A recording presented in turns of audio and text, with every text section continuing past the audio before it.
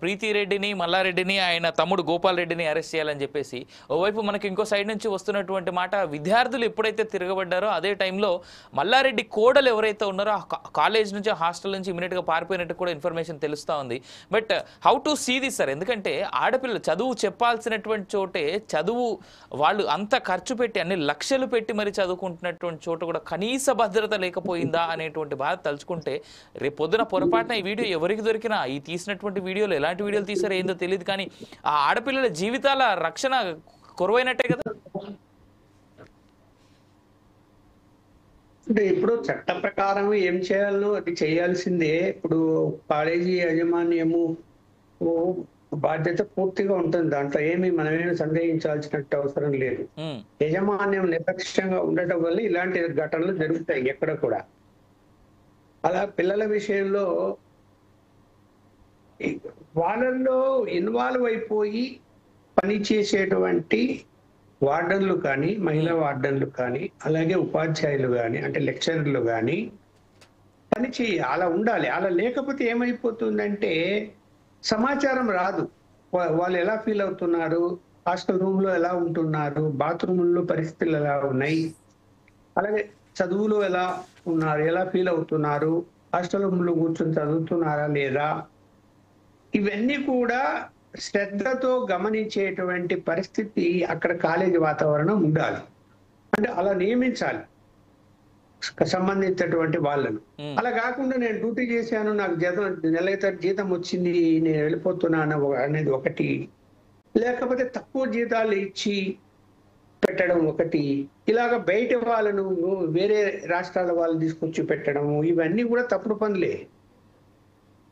ఈ తప్పుడు పనులన్నీ కాలేజ్ యజమానం ఎందుకు చేయాలండి? ఇప్పుడు ఇందాక మన మిత్రులు చెప్పినట్టు లక్షలు డొనేషన్లు తీసుకుంటూ అదేమన్నా గవర్నమెంట్ కాలేజా? అమ్మ మాకు డబ్బులు లేవు ఇవన్నీ చేయడానికి, ప్రైవేట్ కాలేజీ లక్షల్లో డొనేషన్లు తీసుకుంటున్నారు. అక్కడ వసతులు ఎలా ఉండాలి? అసలు ఎందుకు సీసీ కెమెరాలు బయట పెట్టలేదు? ఇప్పుడు హాస్టల్ చుట్టూ సీసీ కెమెరాలు పెట్టింటే ఎవడు అక్కడికి వచ్చాడు, ఈ పాటికి బయటకు వచ్చేది కదా. డెఫినెట్ గా సార్, నిజంగానే. సీసీ కెమెరాలు ఎందుకు పెట్టలేదండి? పెట్టాలి కదా. సీసీ కెమెరాలు అంటే ఆ భయం ఉంటుంది కదా. ఒకవేళ హాస్టల్లో ఉండే మగ విద్యార్థులే చేశారు అనుకుందాము, సీసీ కెమెరాలు అంటే ఒక భయం ఉంటుంది కదా, అలా చేయలేరు కదా. ఖచ్చితంగా. ఎందుకు ఇవాళ అదేమైనా పెద్ద కాస్ట్లీనా సీసీ కెమెరాలు పెట్టడానికి? బుద్ధి లేదా కాలేజీకి? ఎక్కడ అందులో మహిళలు హాస్టల్ విషయంలో భద్రతా చర్యలు చాలా ఎక్కువ తీసుకోవాలి. ఎవరిని నమ్మడానికి లేదు అక్కడ. వాళ్ళ రక్షణ మీకు ఇంపార్టెంట్ కదా. మిమ్మల్ని నమ్మి, మీ కాలేజీని నమ్మి తల్లిదండ్రులు అక్కడ వదిలిపెడితే మీరు అంత నిర్లక్ష్యం వహిస్తారా? ఆ పిల్లల్ని జాగ్రత్తగా చూసుకునేటువంటి బాధ్యత తీసుకోరా? మీ హాస్టల్ ఫీజు కడుతున్నారా లేదా? కడుతున్నారు కదా. ఊరికి హాస్టల్లో ఊరికి వసతులు ఊరికే ఇచ్చారా మీరు? దానికి కూడా ఫీజు కడతారు కదా. ఎంత దారుణం అంటే సార్, రాత్రి 2 వరకు ఆడపిల్లలు అక్కడే గేట్ దగ్గర బైఠాయించి ధర్నా చేశారు. రాత్రి 2 వరకు. నిన్న మళ్ళీ ఉదయాన్నే పిల్లల వాళ్ళకు లోపల ఎంత బాధ ఉంటది, అంతే కదా సార్.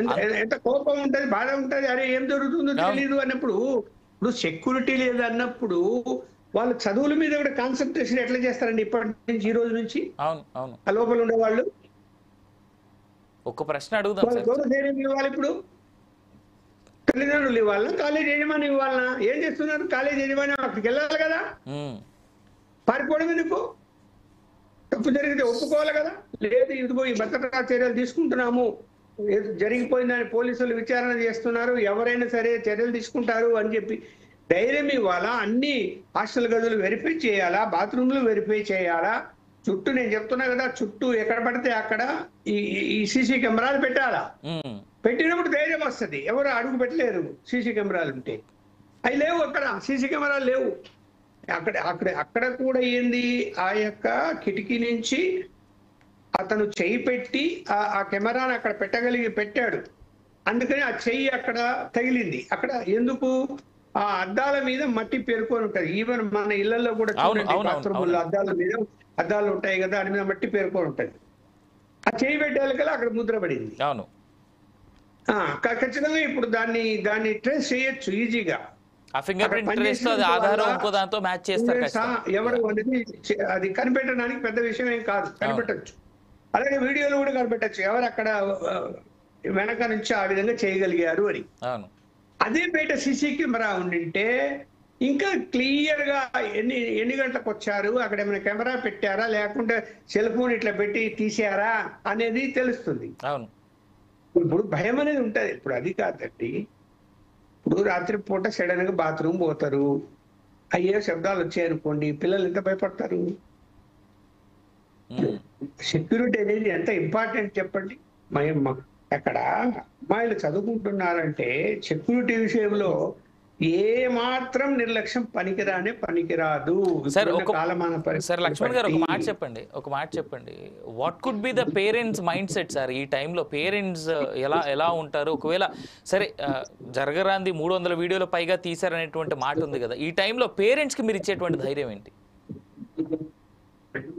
పేరెంట్స్ ఏం కలుగుతుంది? పేరెంట్స్ ఏం చెప్తున్నారు వింటున్నాం కదా టీవీలలో, మేము మా పిల్లల్ని తీసుకెళ్తాం, ఇండ్లకు భయపడుతున్నారు వాళ్ళు ఇక్కడ ఉండటానికి అని అంటే స్థాయికి వచ్చి అక్కడ తీసుకెళ్ళడానికి వచ్చారు కదా. పిల్లల్ని ఇంటికి పంపించండి అని, ఇంటికి పంపిస్తే వాళ్ళ చదువు ఏమైపోతుంది? And mid of the year ఇంకో 3 నెలలు అయితే ఫైనల్ ఇయర్ ఎగ్జామ్స్ కూడా కనిపిస్తూ ఉంటాయి. ఎగ్జామ్స్ అయ్యాయి కదా, అందులో ఇప్పుడు ఎగ్జామ్స్ ప్రిపేర్ అయ్యేటువంటి పరిస్థితి ఈ 3 నెలలు జనవరి నుంచి. ఈ సమయంలో ఇలాంటి ఘటనలు జరిగితే ఎలా చదువుకుంటారు వాళ్ళు? ఎలా ధైర్యం వస్తుంది వాళ్ళకి? ఏ విధంగా మీరు ధైర్యం ఇస్తారు? ముందు మేనేజ్మెంట్ వాళ్ళకి భద్రతా విషయంలో కానీ ఏ విషయంలో అయినా సరే అవసరమైతే ఇంకా 10 మంది మహిళలు ఎంప్లాయీస్ ఎక్కువ మందిని పెట్టాలి. ఎప్పటికప్పుడు బాత్రూములు నైట్ టైం కూడా చెక్ చేసే వాళ్ళు ఉండాలి. సెక్యూరిటీ పూర్తిగా ఉండాలి. సీసీ కెమెరాలు పెట్టాలి. వాళ్ళకు ధైర్యం ఇవ్వాలి. వాళ్ళని పలకరించాలి రాత్రి పూట కూడా. అలా చేయడానికి ముందుకు రావాలి యాజమాన్యం. మాట పారిపోతున్నారని వార్తలు వస్తున్నాయి. పారిపోయి ఎట్లా పోతారండి? పారిపోతారా? బుద్ధి ఉందా వాళ్ళకు? పారిపోయేందుకు ఏదైనా సరే ధైర్యంగా